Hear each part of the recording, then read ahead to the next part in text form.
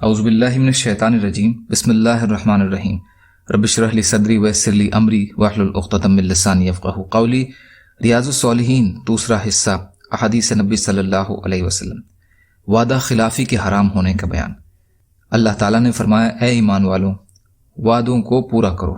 سورہ مائدہ آیت نمبر 1۔ اللہ تعالیٰ فرماتے ہیں وعدوں کو پورا کرو اس لیے کہ وعدے کی بابت پوچھا جائے گا۔ سورہ بنی اسرائیل آیت 34۔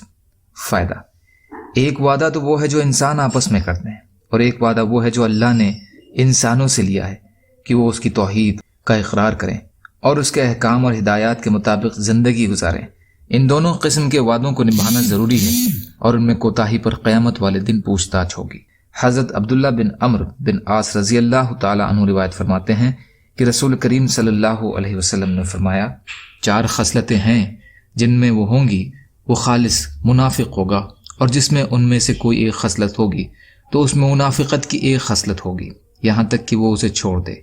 جب اس کے پاس امانت رکھوائی جائے تو بے ایمانی کرے، جب بات کرے تو جھوٹ بولے، جب کوئی وعدہ کرے تو وعدہ خلافی کرے، اور جب کسی سے جھگڑے تو خوب لڑے اور بدزبانی کرے۔ بخاری اور مسلم۔ فائدہ: یہ روایت ایک مومن کو ان تمام خصلتوں سے پاک ہونا چاہیے۔ اچھے اخلاق کا ایمان سے گہرا تعلق ہے۔ جہاں ایمان ہوگا وہاں اچھے اخلاق کی موجودگی بھی ہوگی، اور جہاں ایمان نہیں ہوگا اخلاق کی بھی کمی ہوگی۔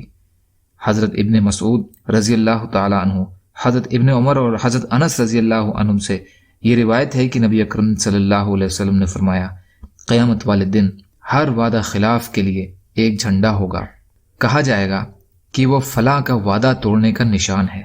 بخاری اور مسلم۔ فائدہ: عذر سے مراد وعدہ توڑ دینا اور اس کی پرواہ نہ کرنا۔ قیامت والے دن تمام لوگوں کے سامنے ایسے وعدہ توڑنے والوں کو ایک جھنڈا دیا جائے گا جو اس کے وعدہ توڑنے کا ایک نشان ہوگا۔ یا اللہ ہم سب کو کہنے سننے سے زیادہ عمل کی توفیق عطا فرما۔ یا اللہ مظلوموں کی مدد فرما، ہم سب کو اپنی استطاعت کے بقدر اپنا حق ادا کرنے والا بنا۔ یا اللہ رحم کا، کرم کا، عافیت کا معاملہ فرما۔ جو پریشان ہیں ان کی پریشانیوں کو دور کر دے، جو قرض میں ہے یا اللہ ان کے قرضوں کو ادا کروا دے۔ یا اللہ جو بیمار ہیں انہیں صحت کلی عطا فرما۔ یا اللہ ہم سب کو سچی توبہ کی توفیق عطا فرما۔ یا اللہ آپ قادر مطلق ہیں، ہر شے پر قادر ہیں، آپ کے لیے ہر چیز آسان ہے، ہمارے لیے بھی آسانیاں پیدا فرما دیجئے۔ اللہم انا نجعلک فی نحورہم ونعوذ بک من شرورہم برحمتک یا ارحم الراحمین۔ لا الہ الا اللہ محمد رسول اللہ والسلام علیکم۔